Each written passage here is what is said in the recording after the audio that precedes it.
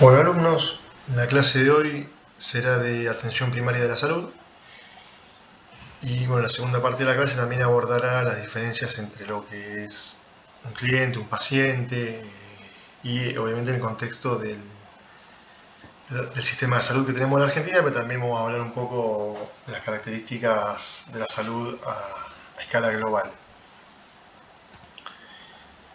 Bueno, ustedes saben, la OMS es la Organización Mundial de la Salud y la OPS es la Organización Panamericana de la Salud, digamos que es más el ámbito regional del multilateralismo en materia de salud. Como definición, la atención primaria es un enfoque para la salud y el bienestar centrado en las necesidades y circunstancias de las personas, las familias y las comunidades. La misma aborda la salud y el bienestar físicos, mentales y sociales de una forma global e interrelacionada. Esto tiene mucho que ver con la declaración de Alma-Ata. Alma-Ata es la capital de una ciudad de Mongolia.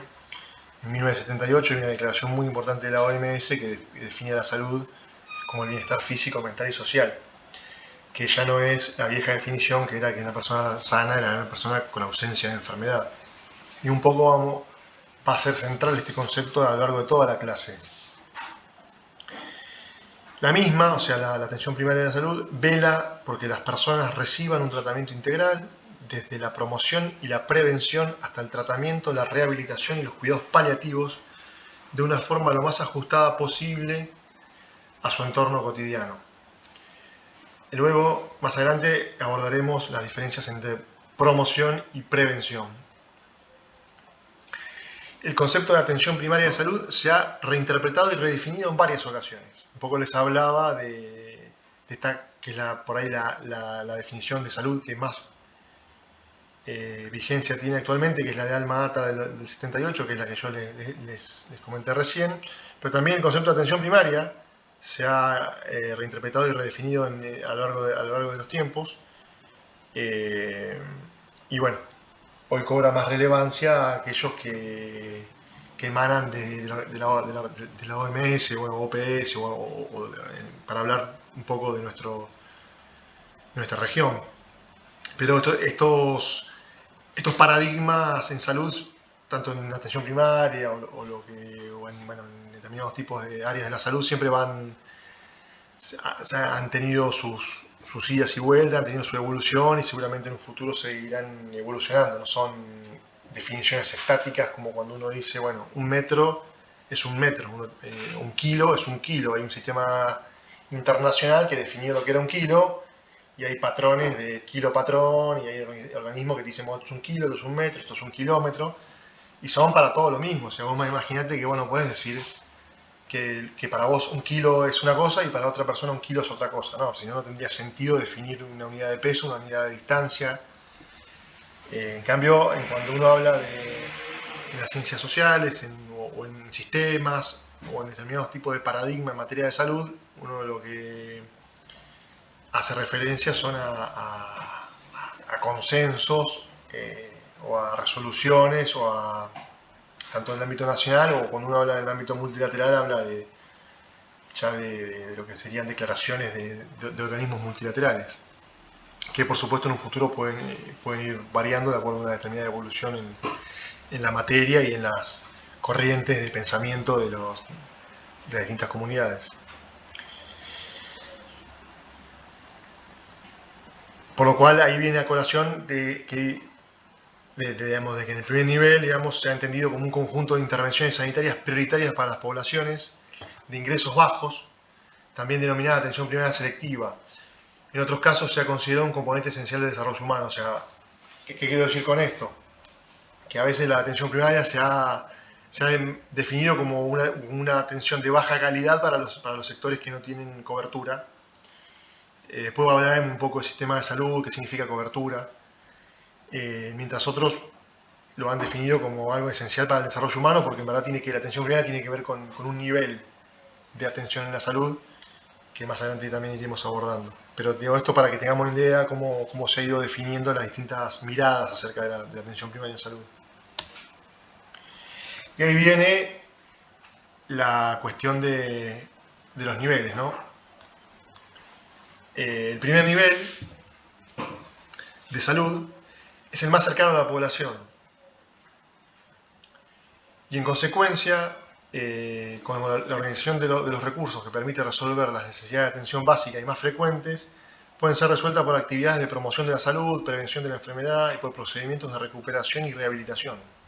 O sea, el primer nivel es la puerta de entrada al sistema de salud.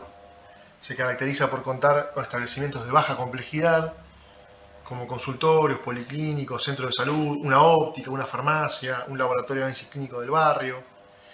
Y estos, y ahí viene la importancia, digamos, de esta clase, o del factor, digamos, que lleva a esta clase, digamos, que el primer nivel, o sea, a nivel de atención primaria de la salud, resuelve aproximadamente el 85% de los problemas prevalentes a la materia. Cosa que no es nada menor si nos ponemos a pensar, o sea, que tener un nivel de salud fuerte te puede resolver el 85% de los problemas prevalentes de salud.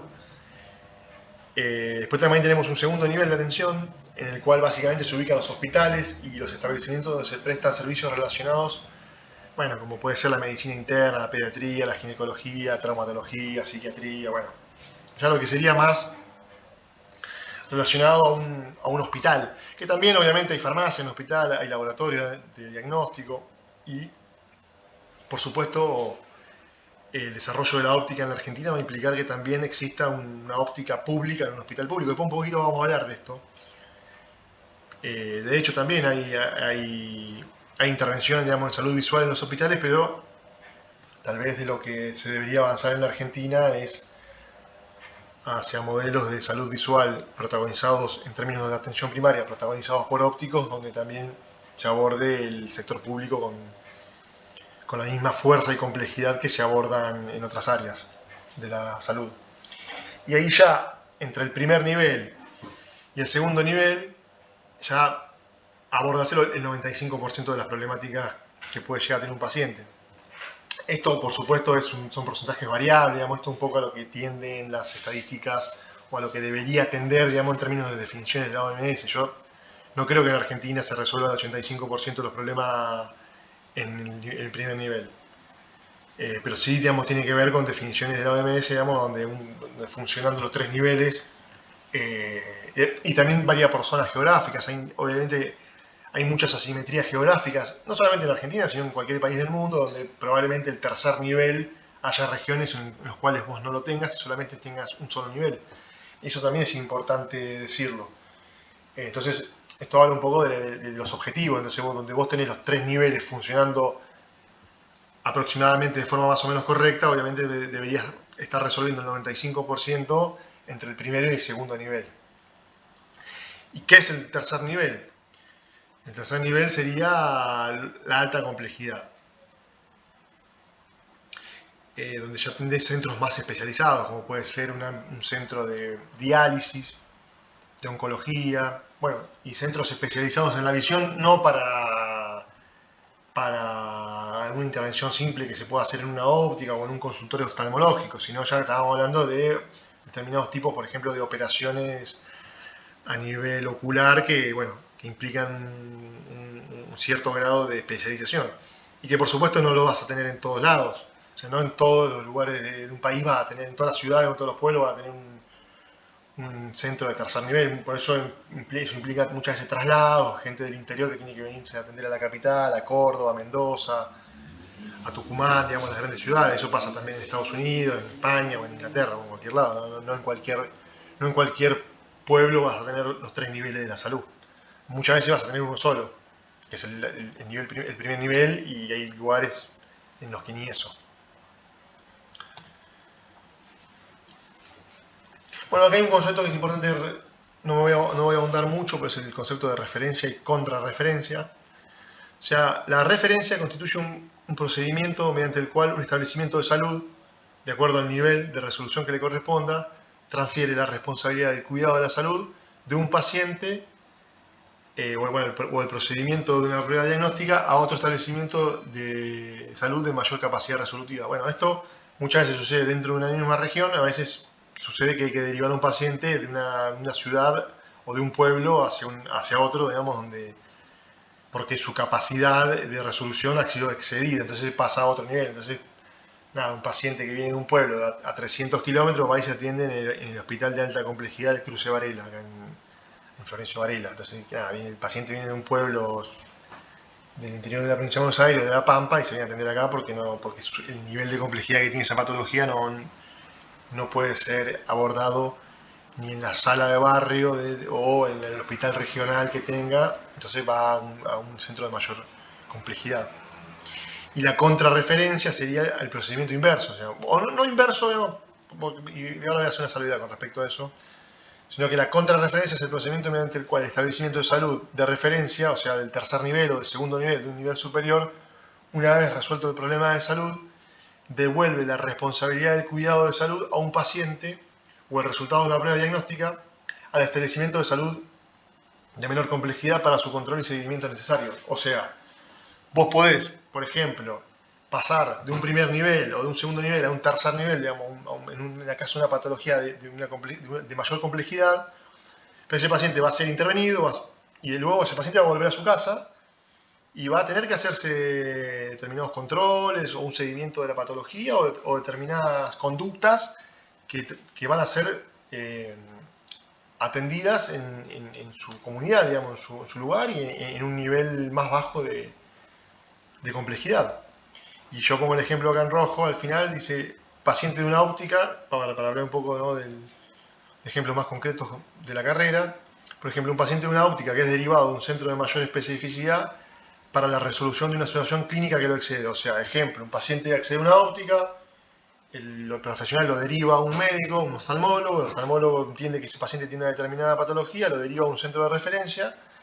Bueno, a ese paciente no sé, lo puede intervenir de determinada manera, ese paciente puede llegar a tener un determinado lente, una determinada resolución, digamos, que nuevamente la persona vuelva a su vida normal y ese paciente se puede tranquilamente ir a consultar y evacuar dudas o incorporar cuestiones concomitantes de la práctica cotidiana al primer nivel, tanto una óptica o puede ser yendo nuevamente al oftalmólogo de su ciudad, de su pueblo, para continuar con sus controles, etc. Entonces esto es un poco la interrelación entre los distintos niveles, digamos, de la salud. Ahora vamos a ahondar un poco en lo que es la prevención y sus niveles. O sea, la prevención son las medidas destinadas no solamente a prevenir la aparición de la enfermedad, tales como la reducción de factores de riesgo, sino también detener el avance y atenuar sus consecuencias una vez establecida, o sea, la enfermedad. Por lo cual existe la prevención primaria, digamos, que es el control de los factores causales y los factores predisponentes o condicionantes. Las estrategias para la prevención primaria pueden estar dirigidas a prohibir o disminuir la exposición del individuo al factor nocivo, hasta niveles no dañinos para la salud. Un ejemplo de esto es el uso de preservativos para la prevención del VIH y otras enfermedades de transmisión sexual, como puede ser la sífilis, la hepatitis B, la hepatitis C. Por ejemplo, la donación de agujas a usuarios de drogas, para que no compartan la misma jeringa, digamos, usuarios que vos ya no podés evitar de que sean drogadictos. Bueno, programas educativos para enseñar cómo se transmite una determinada enfermedad, por ejemplo, como para prevenir el dengue, las campañas de descacharrización, del uso de repelentes. Y bueno, y por ejemplo también la prohibición de la venta de bebidas alcohólicas a menores de edad. O sea, todos sabemos que un menor de edad que toma una bebida alcohólica tiene mayor posibilidades de desarrollar cierto daño, tanto a nivel del sistema nervioso central, a nivel hepático, digamos, que por ahí una persona adulta que ya tiene un organismo más preparado. Obviamente también está el problema del alcoholismo, una persona adulta, de los excesos, digamos, pero son todos ejemplos, digamos, de lo que es el nivel de prevención primaria, digamos, que tiende a controlar los factores causales de las enfermedades. Después tenemos la prevención secundaria, que tiene que ver con un diagnóstico precoz de la enfermedad incipiente. O sea que no tiene manifestaciones clínicas, pero el paciente la tiene la enfermedad. Significa la búsqueda en sujetos aparentemente sanos de enfermedades lo más precozmente posible, que sería el diagnóstico precoz y tratamiento oportuno. O sea, es una prevención, pero para un paciente aparentemente sano. Un ejemplo de esto es el tratamiento de la hipertensión arterial en sus estadios iniciales. Una persona que tiene una hipertensión arterial puede no tener ningún síntoma, simplemente vos le vas a tomar la presión y va a tener una presión más elevada que los patrones que vos pusiste como normales en bibliografía. Pero no va a tener ningún síntoma. Ahora, vos sabés que eso, si no es tratado, va a desarrollar el daño a nivel renal, a nivel de enfermedades de riesgo de sufrir un accidente cerebrovascular, etc. Entonces vos lo que haces en la prevención secundaria es ya sobre una persona que es aparentemente sano, que tiene una determinada patología, que aunque es asintomática, vos ya empezás a actuar preventivamente para que no desarrolle síntomas. Lo mismo pueden ser, por ejemplo, a nivel de la óptica, de la optometría, digamos, desarrollar determinados hábitos en un paciente que ya, o sea, por ejemplo, en la atención primaria sería desarrollar determinados hábitos saludables para conservar la salud visual, o en pacientes que ya empiezan a tener determinadas características, empezar a desarrollar determinadas conductas que no hagan que el paciente desarrolle una sintomatología grave posterior. Y en cuanto a prevención terciaria, podríamos hablar de acciones relativas a la recuperación íntegra de la enfermedad clínicamente manifiesta, mediante un correcto diagnóstico y tratamiento y la rehabilitación física, psicológica y social en caso de secuelas. Esto es muy importante, ya hablamos de secuelas en lo que es la prevención terciaria, buscando de reducir de este modo las mismas, o sea, las secuelas. Un ejemplo de esto es la realización de la fisioterapia luego de retirar un yeso por una fractura. Si un paciente se fractura, a ese paciente lo van a tener enyesado un determinado tiempo, que puede ser un mes, y ese paciente después de ese accidente, bueno, va a necesitar hacer una rehabilitación fisioterapéutica, digamos, como para, por ejemplo, no presentar síntomas a largo plazo, como puede ser renguear. Entonces eso tiene que ver con la prevención terciaria, o sea, vos ya no podés prevenir ya no pudiste prevenir que la persona se accidente y se fracture la pierna.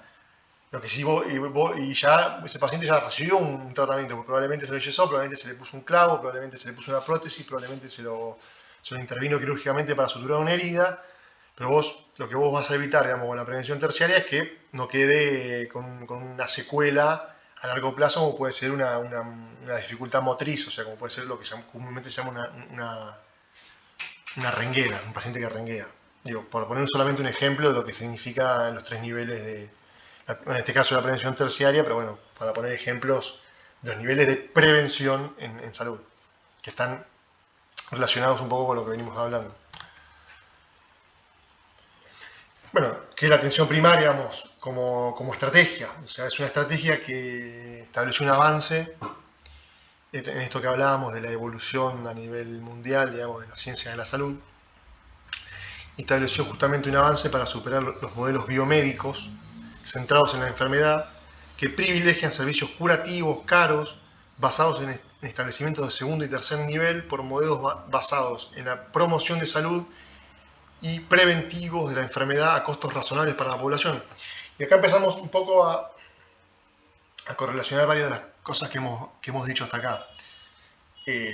Bueno, un poco niveles, ¿no? Hablar de los niveles de atención en cuanto básicamente a su complejidad, y un poco a lo que eran las definiciones, cómo las definiciones en materia de salud habían sido producto de avances, de discusiones, de determinados retrocesos o concepciones, y obviamente también hay intereses que juegan en los modelos de salud, hay grandes laboratorios, hay grandes empresas de medicina prepaga, a nivel mundial, a nivel local, en cada país, o sea que obviamente juegan. También está bueno, todos sabemos que la salud es muy cara, hay mucho dinero de por medio, y muchas veces los estados, por determinadas concepciones o porque tienen crisis económicas, intentan dar también estas discusiones para no tener que cubrir determinados servicios o determinadas prácticas, bueno, porque tienen costos, y muchas veces hay maneras de ahorrar dinero, y bueno, etcétera. También hay demandas sociales, hay distintos factores que van modelando las estrategias en salud. Y por eso, digamos, por ahí lo que se hace hincapié hoy por hoy, digamos, luego de todo esto que veníamos hablando, digamos, de muchas definiciones a nivel global, Esto varía, hay países que no, básicamente eso no ha permeado demasiado, hay países en los que prácticamente implementan las políticas de la OMS prácticamente así como salen, hay países que no le hacen caso en prácticamente nada. Y esto que planteaba, esta estrategia de atención primaria tiene que ver justamente con eso, con esto de fortalecer el primer nivel de atención, que está más basado en la prevención y en la promoción de la salud, donde podés resolver gran parte de las patologías antes que ocurran o antes de que generen síntomas o antes de que agraven. Y por supuesto van a ser más baratas esas estrategias con respecto a las estrategias biomédicas más mercantilistas, que tienen que ver con hacer hincapié en el segundo o tercer nivel, o sea que ya la persona desarrolle una enfermedad letal para decir, bueno, lo mando al tercer nivel y que lo operen y que le hagan un trasplante de riñón, en vez de tratar de intervenirlo 5 años antes de que desarrolle esa patología que era muy probable que la hubiese desarrollado si no la atendíamos a tiempo. Bueno, esto es un poco a lo que hace referencia a estas estrategias basadas en la atención primaria de salud. La APS, o sea, la atención primaria de la salud, no es atención de segunda clase destinada a comunidades vulnerables socioeconómicamente, o sea, básicamente los pobres o marginales, sino que es una estrategia dirigida a todos los sectores sociales sin distinción. Esto es muy importante, esto que está en rojo, que es un poco lo que hablaba yo al principio. Había algunos que hablaban de la atención primaria como, bueno, la atención destinada a los pobres, o sea, nada, pones una salita de bajos recursos, con baja complejidad, que no tiene aparatos muy difíciles de mantener, o sea, donde invertís muy poco dinero, y eso es para un barrio marginal, un barrio pobre, que la gente vaya por un resfrío, por alguna cosa, y bueno, se atiende ahí, y bueno, cuando tiene cobertura en salud. Y eso es lo que pasa en muchos países. En muchos países la gente a lo único que tiene acceso es básicamente a eso, a ir, a que le den una vacuna, que no, digo, no está mal, digo, pero digo, le den una vacuna, alguna otra práctica, un catarro, y cuando se tiene que hacer una intervención de mayor complejidad, ya los hospitales públicos ya tienen que pagar. Esto pasa en muchos países del mundo donde la salud, por más que sea pública, es paga, y donde ya mucha gente no tiene acceso a determinadas prácticas, entonces ya cuando se tiene que enfermar, tiene una enfermedad más compleja, tiene que vender la casa, o se tiene que volver narcotraficante como en Estados Unidos, esta famosa serie Breaking Bad, digamos, donde el paciente tiene una enfermedad compleja y por más que vaya a un hospital público o privado, obviamente tiene que pagarla, digamos, no tiene cobertura, tiene que volverse narcotraficante, bueno, toda la historia que ya conocemos de esta serie norteamericana. Bueno, esto ocurre en muchos países, en África, en Asia.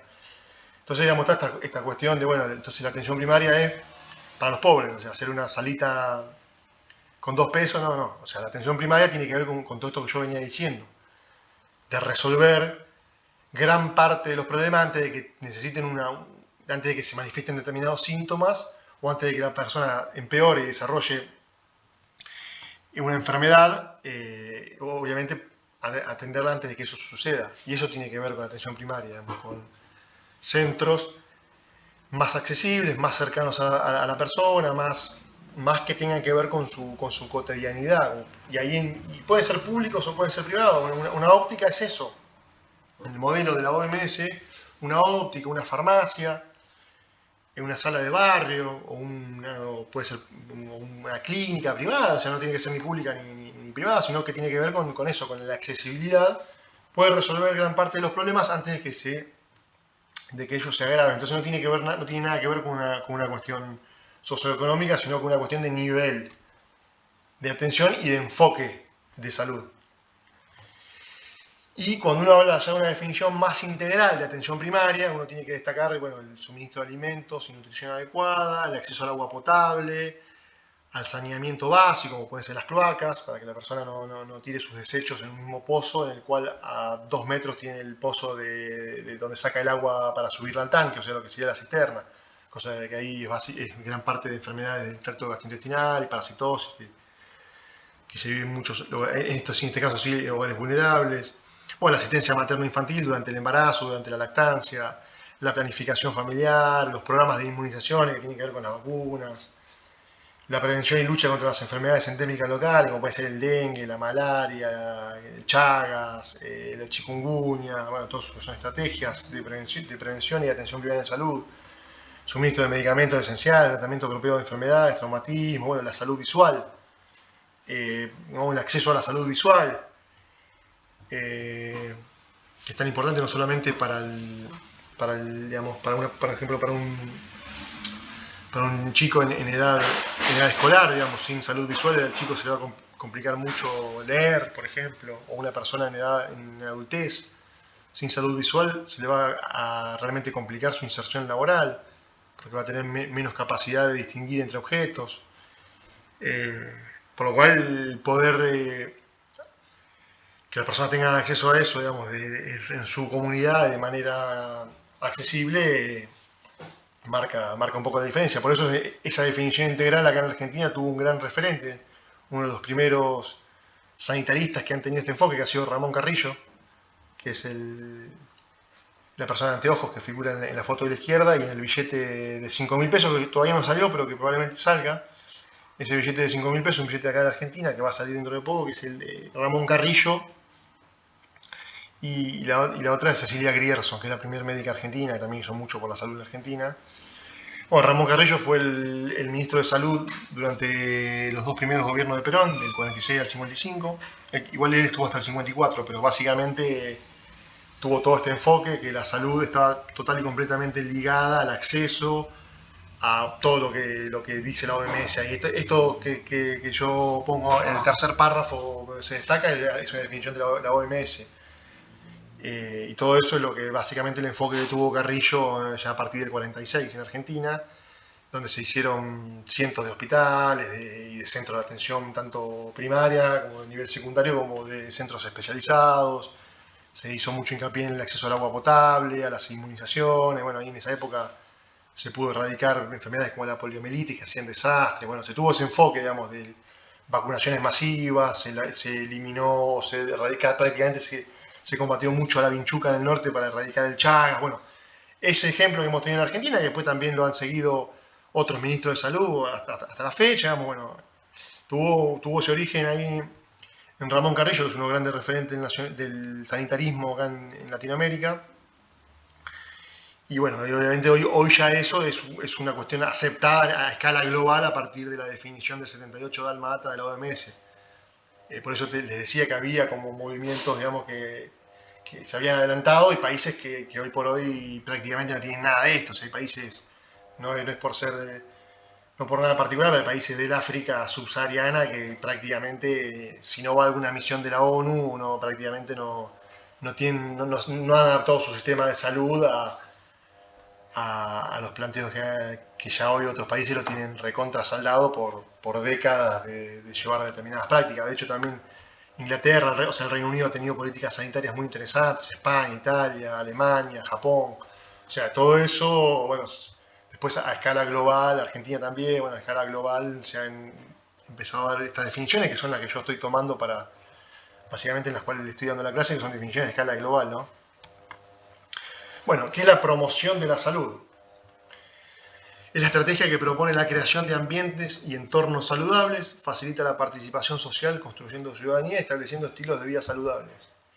El compromiso de la promoción de salud supone involucrar a la comunidad en la implantación e involucra sustancialmente a la vida cotidiana, esto es, la vida personal, familiar, laboral y comunitaria de la gente. O sea, lo que es la salud en el ámbito laboral también es algo que todavía no comenté, pero también es algo muy importante. O sea, imagínate una persona que está permanentemente en sus 6, 8 o 10 horas diarias de trabajo, está, no sé, inhalando alguna sustancia tóxica, o en el ámbito visual, o sea, está forzando la vista todo el día, o sea, obviamente eso le va a generar determinadas secuelas a largo plazo. Por eso también es importante digamos, el entorno laboral de una persona en cuanto a su salud. Y cuando se hace referencia a la prevención se centra en la enfermedad, y cuando se habla de promoción en la salud. Bueno, esto es un poco lo que marcaba en rojo, es algo muy, muy importante, que es la diferencia un poco entre o la división entre lo que hablábamos de prevención de la salud y promoción de la salud. Cuando hablamos de prevención hablamos nos centramos en evitar la enfermedad o en evitar que la enfermedad evolucione hacia síntomas más complejos, y cuando hablamos de promoción hablamos de la salud, digamos, de promover la salud y hablamos de políticas saludables. Y eso tiene que ver, bueno, con un poco lo que hablaba recién en la definición de promoción de la salud. Acá, por ejemplo, vemos un poco un caso bastante integral que tiene mucho que ver con la profesión de ustedes, los ópticos. Tiene que ver con, bueno, en este caso puse el ejemplo, digamos, pero no tiene nada que ver con estigmatizar nada desde un punto de vista racial ni nada por el estilo, sino que tiene que ver con el típico persona que vende anteojos de dudoso origen, de origen ilegal, en la vía pública o en alguna feria o en un puestito en la calle o en las playas, digamos, eso que sería vía pública, que son obviamente prácticas no saludables, o sea, vos son anteojos, lentes, en este caso de sol, que obviamente a la persona le van a generar un perjuicio en su salud visual.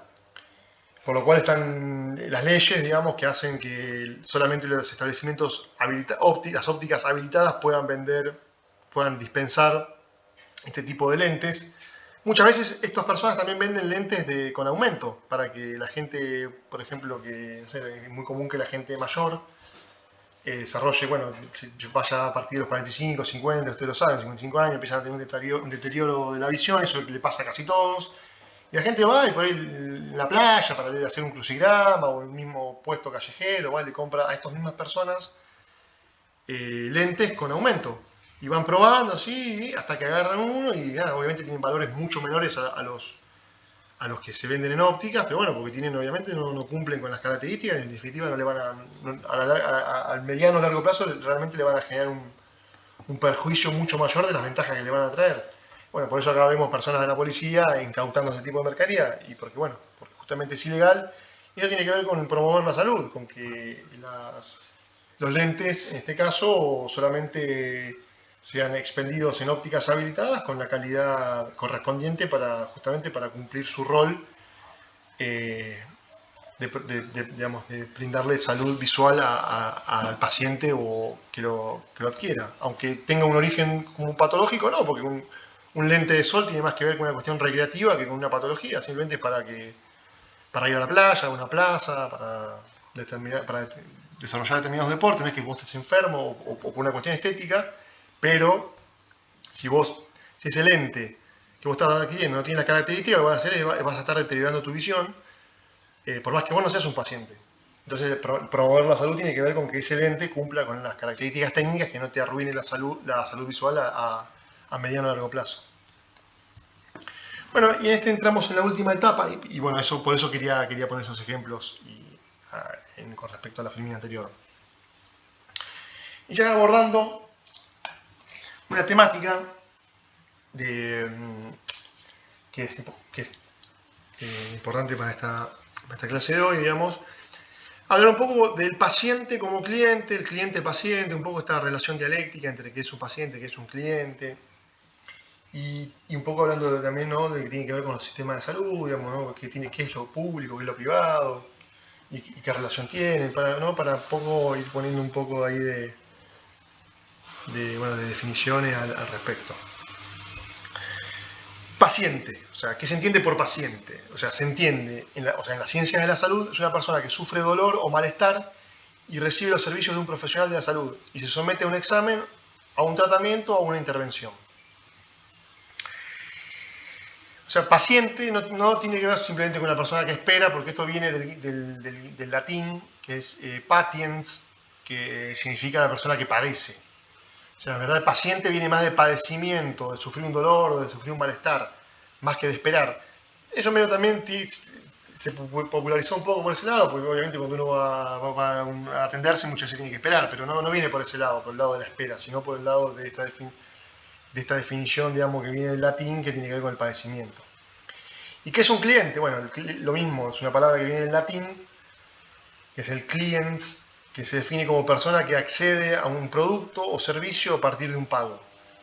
Puede hacerlo con asiduidad u ocasionalmente, si accede en un determinado momento por una necesidad puntual. O sea,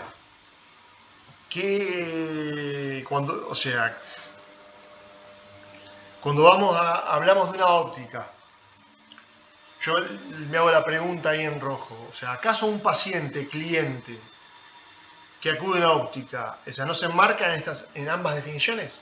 O sea, en verdad la persona que acude no es en verdad un paciente y un cliente a la vez. Y lo dejo como pregunta, ¿no? Para poder ir un poco desentrañándolo en las filminas que siguen. Y ahí tenemos que abordar hablar un poquito del sistema de salud para poder ya finalmente tener una definición más concreta acá en lo que acabo de dejar como pregunta. Entonces suele ser muy común la confusión y rechazo de emplear el término cliente porque puede aludir a mercantilismo. O sea, es muy común que haya profesionales de la salud que no quieran, ópticos, farmacéuticos, personas que tengan un poco esta cuestión de una persona que viene, que adquiere algo, que lo paga, ¿no? O también le puede pasar a un psicólogo, ¿no? Viene una persona y le está pagando una consulta, bueno, ¿no? Y es un paciente, esta persona es un cliente, bueno. Entonces hay como un rechazo y como se plantean estos dos términos como antagónicos. Otros rehusan emplear el término paciente porque puede insinuar patologización. O sea, no quieren utilizar, no, este no es un paciente porque no es un enfermo. Y en verdad, si uno va a la definición de la OMS, digamos, de que es la salud, es el bienestar físico, psíquico y social, una persona no necesita estar enferma para padecer de algo o para sentirse mal por algo. No es necesariamente un enfermo. Por eso no tiene necesariamente una patología, por eso el término de utilizar paciente tampoco estaría mal, ni hay que generar un rechazo, porque no hay que creer que vas a caer en una patologización del ser humano, una objetivación, digamos. En general, las personas que rechazan la denominación de clientes consideran que, aunque se acceda al servicio abonando dinero, se trata de una labor en un contexto sanitario y prevalece la concepción de paciente sobre la de cliente por el tipo de actividad que se va a llevar a cabo. Los profesionales que van a atender a esta persona, el método que se va a seguir y el contexto. Bueno, esto es importantísimo, esto que acabo de decir.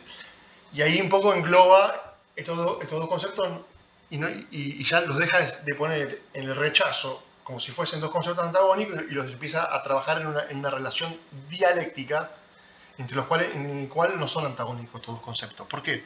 Porque una persona, si bien abona algo, no significa que uno como profesional de salud no tenga que atenerse a los protocolos y a las técnicas que la persona necesita, porque la persona en definitiva es un paciente o es un cliente, pero de todas maneras nosotros como profesionales de salud nos tenemos que atener a la ciencia de la salud que estamos aplicando, independientemente de que haya un pago de por medio, o independientemente de que el paciente pueda elegir o no entre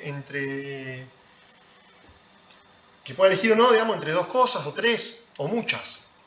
Y ahí entra lo que tiene que ver con el sistema de salud. A veces el paciente no puede elegir.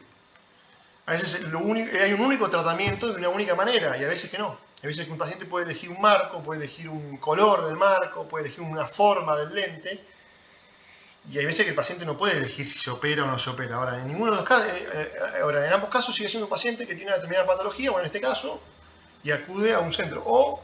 Y al mismo tiempo es un cliente porque puede estar eligiendo un color o algo que se acomode más a su personalidad o a su cara, y eso no significa que vos, como profesional, le vayas a estar vendiendo algo que no necesita. No es que no le vas a estar resolviendo su problema de agudeza visual, sino que la persona tiene su grado de libertad para elegir, porque además lo está pagando. Porque está yendo a un establecimiento privado, que es una óptica en este caso. Lo mismo pasa en una farmacia si el paciente te dice, no quiero esta marca, quiero esta otra. Lo que no puede elegir el paciente es el principio activo. Sí puede elegir la marca, digamos, con respecto al laboratorio de ese medicamento. O sea, el efecto va a ser el mismo del medicamento, lo que pasa puede ser de un laboratorio distinto el cual puede elegir por su bolsillo, por su preferencia, por lo que sea, siempre y cuando se pueda. Entonces ahí entonces ya te vas a empezar a dar cuenta de que estos conceptos se empiezan a tocar o a unir en determinados puntos. En otros, por supuesto, no. O sea, no siempre. En algunos casos sí son antagónicos, pero son como esos dos círculos, esos dos conjuntos que tienen un solapamiento y tienen un área en común, y en otras no.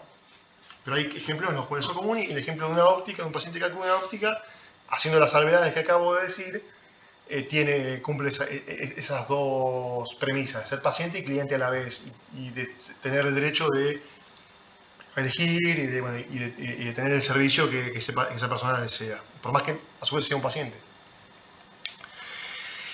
Y bueno, cuando hablamos de la Argentina, hablamos que tenemos un sistema mixto en la Argentina. O sea, el sistema de salud está fragmentado entre los sectores públicos, el sector de las obras sociales, que son generalmente obras sociales sindicales, y el sector privado. O sea, ¿qué sería el sector público? Bueno, una persona, por ejemplo, que va a un hospital público, una persona que puede tener o no una obra social, una cobertura. El sector de las obras sociales, que son una persona que es un camionero o su familia, tiene la obra social de los camioneros, o una persona que trabaja en la industria del petróleo, está en el sindicato de los petroleros, y el sindicato de petroleros tiene una cobertura de obra social y tienen clínicas. Y de hecho, si vos te vas a atender en otra clínica, el sindicato de los petroleros va a cubrir parte o todo el tratamiento que vos recibas. Mismo el Estado mismo también le puede facturar al sindicato. Y después está el sector privado, que es OSDE, son empresas de medicina prepaga como OSDE, Galeno, Swiss Medical, Medicus. Bueno, esos son donde la persona directamente contrata una especie de seguro médico, paga mensualmente y recibe una determinada cobertura acordada de acuerdo al tipo de plan y de contrato que tiene. Y con todas estas personas nosotros nos vamos a encontrar, por ejemplo, en un establecimiento óptico, como trabajemos, unas personas tendrán cobertura, otras personas no, y otras personas tendrán determinados convenios con el colegio de ópticos o convenios particulares con determinadas ópticas, y bueno, serán seres sindicales, serán empresas de medicina de pago, personas que vendrán particular a comprarla, y bueno, y también es un poco lo que hablaba del desarrollo de la óptica a nivel de instituciones públicas, que eso será menester de los avatares del tiempo. Y por supuesto, digamos, esto hablando de la Argentina, ahora hay países en que todos sus ciudadanos están cubiertos por el sistema público de salud. Que un ejemplo de esto son los países que eran del bloque socialista, como puede ser hoy Cuba, Corea del Norte, y bueno, como antes la Unión Soviética, la Alemania democrática, digamos, la Alemania comunista, bueno, y otros países también que tienen básicamente un sistema público. El caso de Europa, básicamente es mayormente público el sistema, que yo me ha tocado trabajar en España. Ellos tienen un sistema de la seguridad social donde todos aportan, los trabajadores del sector público o privado, que generalmente aportan al sistema de la seguridad social, que es estatal. Entonces, claro, obviamente ellos tienen unos hospitales bárbaros, pero claro, lo que pasa es que los que ganan un montón de dinero aportan al sistema público. Los que ganan poco también aportan al sistema público, y los que están desocupados bueno, también se nutren del sistema público. Pero ¿qué pasa? Vos tenés una fuente de financiamiento importantísima. ¿Qué vemos nosotros acá en este cuadrito cuando hablamos de distribución? Tenemos que el sistema público, igual es un gráfico, hoy por hoy ya la verdad que ya ni sé cómo está todo esto, porque con toda la cantidad de empresas que han cerrado en los últimos años con Macri, ahora con la pandemia, bares, restaurantes, ya la verdad que no sé cómo es la distribución de cuánto están en el sistema público, cuánto tienen laburo, cuánto no lo tienen, cuánto están en negro, la verdad que esto... Pero este es un cuadro de hace algunos años atrás, donde el 53% de la gente tenía algún tipo de cobertura, en amarillo, de obras sociales, en los cuales se incluía, por ejemplo, el PAMI, que tiene 7 millones y pico de beneficiarios, entre jubilados y pensionados y personas que tienen algún tipo de cobertura por ser minusválidos o veteranos de guerra. El 10%, que es en rojo, tiene el sistema privado, que era el de Swiss Medical, Galeno, o sea, las empresas de medicina prepaga, y el 37% no tiene ningún tipo de cobertura y por ende depende del sistema público. Eso es en Argentina. Ahora, cuando vos vas a España, el 90 y pico % de la gente está cubierta por el sistema de la seguridad social pública. Algunos tienen alguna empresa de medicina prepaga, pero en definitiva los hospitales públicos terminan siendo mejores.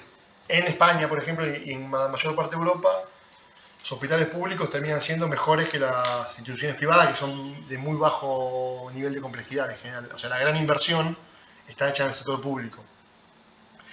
Y hay países donde básicamente la cobertura estatal es mínima, o sea, solamente está limitada a ciertas prácticas de atención primaria, algunas campañas de vacunación, o sea, promoción de la salud, prevención de ciertas patologías. Un ejemplo de esto es Chile, por ejemplo, digo un ejemplo cercano, donde, o sea, si bien vos te atendés en un hospital público, tenés que pagar. Si vos estudiás en una universidad pública, tenés que pagar, y tenés que pagar mucho. En Chile la salud es muy cara, y la educación es muy cara, por eso muchos chilenos vienen a estudiar acá a la Argentina. O sea, vos estudiando en una universidad pública pagás como $10.000 por año, o sea, una fortuna. Además de vivir, ¿no? Además de comer, además de tener que pagar apuntes, además de tener que pagar el colectivo todos los días o el subte para ir a estudiar. Además tenés que pagar como $10.000 por año en una carrera como medicina, farmacia, derecho, óptica, o sea. Así que bueno, esto te habla de esto un poco de que algo puede ser público, pero puede ser pago. O sea, público no significa gratuito. Acá en Argentina pues estamos acostumbrados a que público es gratuito, pero público no necesariamente es gratuito. ¿Está bien? O sea, de hecho hay empresas como, por ejemplo, las empresas del agua, como AISA es una empresa pública, pero vos tenés que pagar el agua que consumís todos los meses. Bueno, hoy por hoy la empresa de gas no es pública, pero en su momento la empresa de gas era gas del Estado y vos tenías que pagar el gas que consumías, o sea, público y no es lo mismo que gratuito. Y por último, digamos, un poco para integrar todo lo dicho acá en la clase, o sea, la relación dialéctica entre paciente y cliente, sin encasillarnos sin ninguna mirada ideológica en particular, por eso traté de aclarar todo el tiempo, digamos, de que puede haber distintas miradas, puede haber distintos esquemas y estrategias, dependiendo del país del cual estemos hablando, de la región. Esta dialéctica estaría dada por la atención de calidad de acuerdo a la ética profesional y los protocolos pertinentes, pero sin perder de vista el derecho del individuo a elegir y decidir sobre dónde y cómo atenderse de la manera que mejor entienda, que satisfaga sus expectativas siempre y cuando se pueda. Por supuesto, muchas veces no se puede elegir ni muchas veces no va a satisfacer tus expectativas. O sea, a veces vos no tenés ganas de operarte y te tenés que operar. Y no es que vos podés elegir qué tipo de operación te van a operar y ya está. Y hay veces que sí podés elegir, hablábamos del ejemplo de la óptica, de poder elegir entre un montón de cosas, digamos, bueno, que ustedes saben mucho mejor que yo, digamos, del marco, del color, del tipo de lente, si es un lente removible, bueno, todo lo que ustedes saben. Lo que se llama empoderamiento, por eso lo pongo en rojo, de la comunidad en materia de salud. Usted un poco hablaba de lo que eran las definiciones de la OMS, ¿no? Que si bien tienen su carga y su evolución, digamos, tratan de ser un poco normativas consensuadas para que se puedan aplicar en cualquier país del mundo, ¿no? Y por supuesto, esto tiene su contexto y no es extrapolable a todas las prácticas sanitarias, un poco lo que le decía recién. Pero es un concepto a tener muy en cuenta en un sistema mixto como el que tenemos en la Argentina. ¿Por qué hablo de esto? Que es una cuestión a tener muy en cuenta, porque nada, o sea, nosotros tenemos lo que hablábamos, digamos, tenemos establecimientos públicos, establecimientos privados, y dentro de ese contexto, el paciente cliente, digamos, o el paciente empoderado tiene las posibilidades de demandar también, de no ser solamente un sujeto pasivo, sino que tiene la posibilidad de demandar de diversas maneras, porque la demanda puede ser una demanda como comunidad, reclamándole al Estado, diciendo, bueno, necesitamos y eso ha pasado 1.000.000 de veces, de personas que le reclaman a su gobierno local, a su municipio, a la gobernación de su provincia o al gobierno nacional, una mayor cobertura de salud, que construyan más hospitales de mejor calidad, etc. O puede también surgir a través de la demanda del paciente empoderado, que puede decir, yo a esta óptica no voy más, porque me atendieron mal, porque la calidad de lo que me vendieron no era la que yo quería, se me rompió, a las 3 semanas se me rompió el lente que compré, o porque no veo bien con esto, porque, bueno, y eso puede hacer que el paciente vaya a otra óptica. Y eso, en cierta manera, le da un rol activo de empoderamiento. Por eso, esta cuestión casi dialéctica entre paciente y cliente, ¿verdad? Ya no me gusta este establecimiento, me voy a otro, de total, yo voy con la plata y hago lo que yo quiero. Y eso es dialéctico también al Estado. Decir, bueno, sí, bueno, el Estado no lo elegís, porque vos vas al hospital y es el hospital que vos tenés en tu ciudad, y decís, bueno, no te gusta esto, andate, porque es lo que el Estado te puede ofrecer, pero también vos eso te puede generar socialmente como comunidad, decir, no, pará, esta atención que estamos recibiendo en materia de salud es de pésima calidad y eso puede hacer que vos en las próximas elecciones votes a otro gobierno, por ejemplo. Entonces, esta cuestión, digamos, del paciente como sujeto activo, como sujeto de derecho, se expresa de acuerdo y en el contexto del sistema mixto de salud que tenemos en la Argentina y contemplando las características de las prácticas de las cuales estemos hablando y de las cuales el paciente tenga que ser sometido. A veces no hay elección, a veces sí. Acá les dejo un poco algo de bibliografía. Y bueno, les voy a enviar algunas preguntas, algunas consignas como para que ustedes a lo largo de la semana, igual no necesariamente tiene que ser esta semana, pueden entregarlo más para el fin de semana que viene, un poco reflexionen acerca de las y puedan contestar y abordar las temáticas que hemos visto en la clase y que lo puedan, sobre todo lo puedan abordar desde la profesión y desde la disciplina de la óptica. Así que bueno, yo después también les voy a acercar algunas consignas para que ustedes puedan desarrollarlas. Así que bueno, esto ha sido todo en esta clase y bueno, les mando un gran abrazo. Ya más adelante tendremos alguna clase en vivo. Me pareció que esta clase, porque va a tener algunas consignas y algunas tareas, algunas preguntas a contestar, me parecía que era mejor hacerla de esta manera para que ustedes después también puedan rebobinarla y las ventajas que da tener una clase grabada para desarrollar las tareas que les voy a mandar. Así que bueno, les mando un gran abrazo.